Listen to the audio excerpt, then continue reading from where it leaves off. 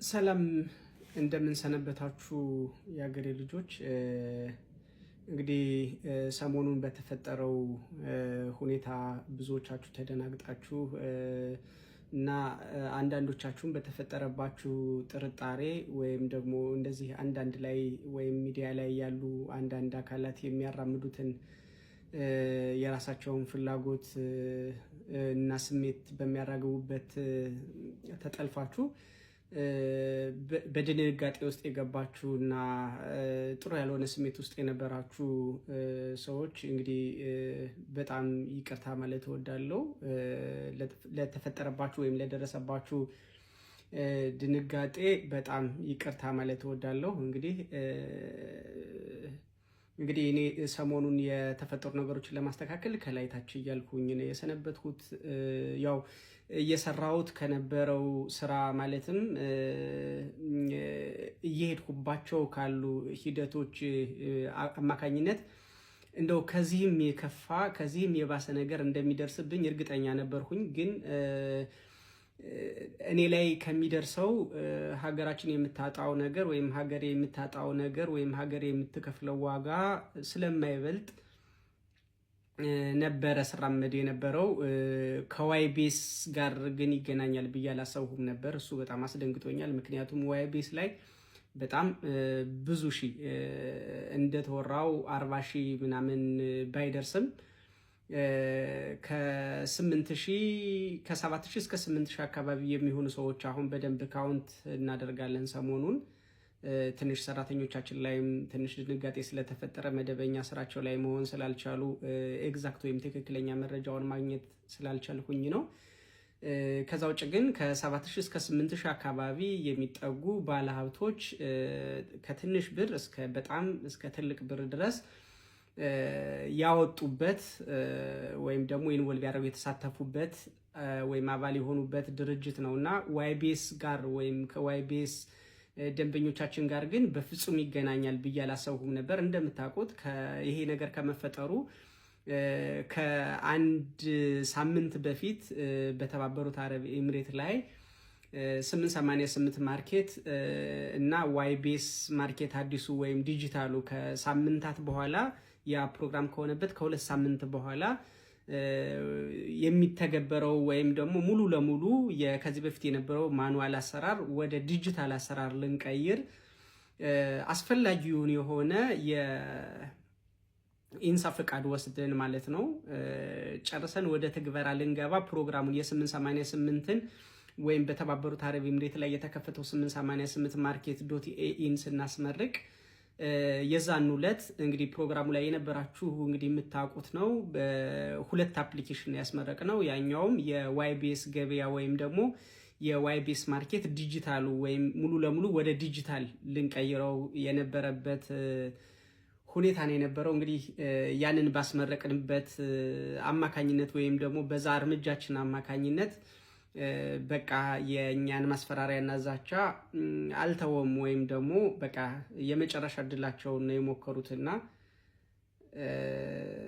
ያንን ባስመረቅንበት እንደምታውቁት የዋይቤስ ገበያን ወይም ደግሞ ከዚህ በፊት በዋይቤስ ማርኬት በማኑዋል ስንሰራ የነበረውን ሙሉ ለሙሉ ወደ ዲጂታል እንቀይረው ማለት ነው።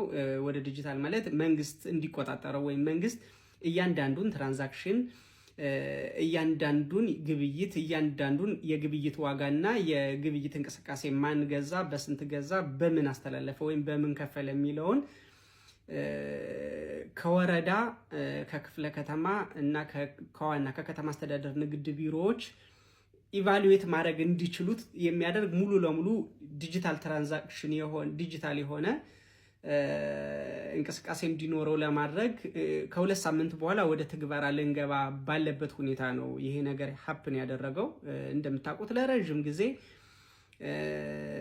በአንዳንድ ባለሀብቶችና ከባለሀብቶች ጋር በተስማሙ አንዳንድ አካላት ሰዎች ተቀጥረው ስለኛ ድርጅት ስለ ዋይቤስ በጣም ሰፊ የሆነ የስም ማጥፋት ዘመቻ ከዓመት በፊት የተጀመረው ግን ደንበኞቻችን ስለምታውቁን ለዓመታት ያህል የነበረው ነገር ምንም ሳይመስላችሁ ጭራሽ እንደ ማስታወቂያም ሆኖ ያ ስም ማጥፋት ዘመቻ እንደ ማስታወቂያ ጠቅሞን ደንበኞቻችን ስለሚያውቁ ወይም ደግሞ ስለዛ ሲወራ ስለሚመሰከር በዛ አይነት ሁኔታ ድርጅታችን ምንም አይነት እንከን ሳያጋጥመው እስከ ዛሬ ቀጥሎ ነበር። ግን የረቂቅ ትሬዲንግ አማካኝነት ማለትም ረቂቅ ትሬዲንግ የነበሩበትን የስራ ክፍተቶች ለማስተካከል የወሰደውን እርምጃ ማለትም ደግሞ ግምገማ ላይ በነበሩ ሰዓት የነበረውን ሁኔታ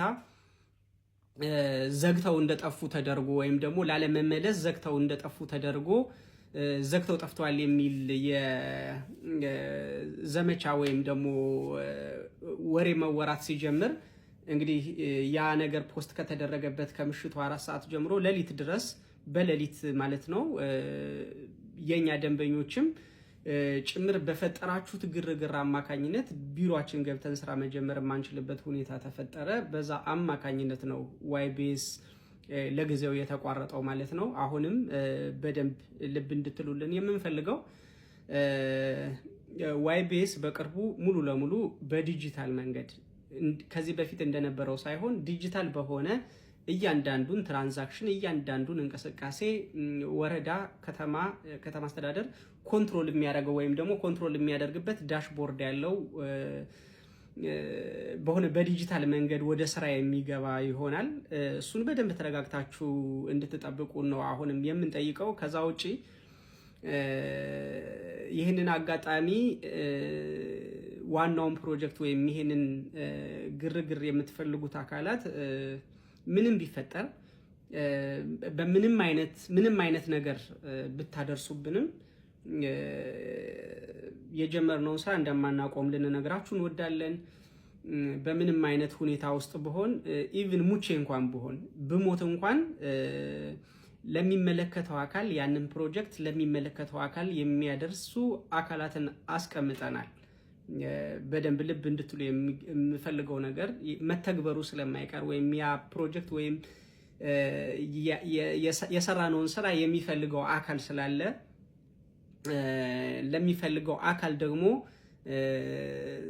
የምናደርስ ይሆናል። ምናልባትም ይሄ የፈጠራችሁብን ግርግር ለዛ የተሻለ ግባት ወይም ደግሞ የተሻለ ግባት አድርገን ልንጠቀምበት እየሰራን ነው። ከዛ ውጪ ምንም ብታደርጉ ምንም ማለት ነው ምንም ብታደርጉ አሁን ሰው ከሞት በላይ ምንም ነገር የለም። ስለዚህ ብሞት እንኳን አታስቆሙትም። ከወዲሁ ቃል ልገባላችሁ የምፈልገው ግን እንትን ብታደርጉ ማለት ተባባሪ ብትሆኑ ለእናንተ ትልቅ ኩራት ነው። ካላችሁበት ቦታ ካላችሁበት ከታመናችሁበት እምነት አንጻር የዚህ አጋዥ ብትሆኑ ብታግዙን። ከዚህ በፊት የተፈጠረውን ነገር እንግዲህ አቋሜን በዚህ አይታችሁታል። ብዙ ነገር ሞክራችኋል። ምንም ፍንክች የሚል ልጅ አይደለሁም። ከዛ ውጪ ብታግዙንና የዚህ አካል ብትሆኑ ኢቭን በትክክል ፕሮጀክቱን ለሚመለከተው አካል አድርሱት እንጂ ኢቭን ፕሮጀክቱን እንደሸጥኩላችሁም አድርጌ መስጠት ስለምችል ማለት ነው። ምንም አይነት ፍላጎት ከዚህ ፕሮጀክት ላይ 70 ሳንቲም እኔ ማግኘት አልፈልግም። በቃ ሀገሬ ይሄንን ፕሮጀክት እንድትተገብረውና እንድትጠቀምበት ብቻ ነው የምፈልገው። ከዛ ውጪ ከሌ እንዲህ አድርጎኛል ብዬ የማጋልጥበት ምንም አይነት መንገድ አይኖርም። በግል ይሄ ፐርሰናሊ ወይም ፋሚሊየር በሆነ ኬዝ እንትን ካደረጋችሁኝ ከሞከራችሁኝ ወይም ከነካካችሁኝ ውጭ ያለውን ማለት ነው። ይህን ነው ማለትም ወደው ውድ የዋይቤስ ደንበኞቻችን በደንብ እንግዲህ እናንተ በደንብ ታውቁናላችሁ፣ ይገባኛል። ለዝም ስላልሁኝ ስለጠፋሁኝ ተደናግጣችኋል፣ እውነት መስሏችኋል። ግን እኔ እንግዲህ ለ4 ዓመት ያህል ታቆኛላችሁ። ለ4 ዓመት ያህል ያለምንም ክፍተት ያለምንም ቅንጣት ችግር ነው ስናገለግላችሁ የነበረ። በጣም ብዙዎቻችሁ ተለውጣችኋል። ዛሬ ይህን ያህል እያላችሁ ወይም ደግሞ በየሚዲያው እየወጣችሁ የምትናገሩት ከኛ ጋር የሰራችሁት እንደሆነ ማወቅ አለባችሁ። ይህንን ማመን አለባችሁ። ለዚህም ልታመሰግኑን ይገባል። ከዛ ውጪ እኔ የምታቆኝ ወልደ ጊዮርጊስ ነኝ። ስለዚህ የምታውቁት ወልደ ጊዮርጊስ ደግሞ እንግዲህ ባህሪውን ታውቃላችሁ። እንግዲህ በቅርቡ ወደ ስራ እንመለሳለን። ያልሆነ ግርግር በመፍጠር ወይም ደግሞ አልባሌ ቦታዎች ላይ ያሉ ነገሮችን ባለማበለሻሸት ቶሎ ለመመለስ እንድታግዙን ስል ጠይቃለሁ። አመሰግናለሁ።